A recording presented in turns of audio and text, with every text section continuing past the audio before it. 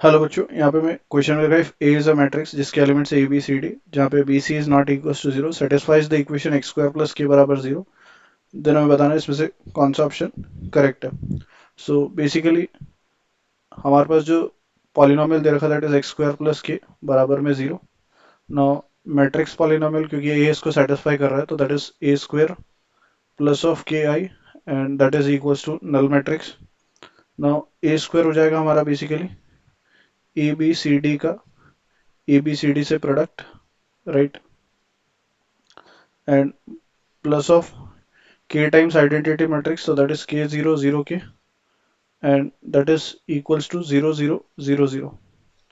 Now multiplication करें तो that is a square plus bc and ab plus bd, then ये आ जाएगा हमारे पास ac plus cd और bc plus d square and plus of k इस element पे और इस एलिमेंट पे आ जाएगा and that is basically equals to में कितना 0 0 0 0.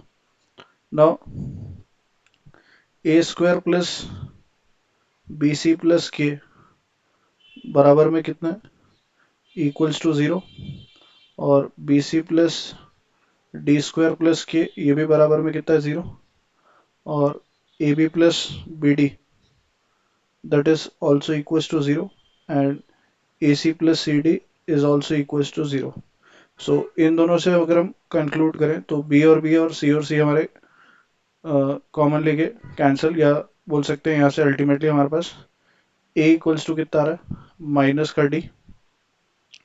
ना अगर हम फर्स्ट इक्वेशन में एक की जगह माइनस डी रखें तो minus a d plus B c and plus of k बराबर में जीरो.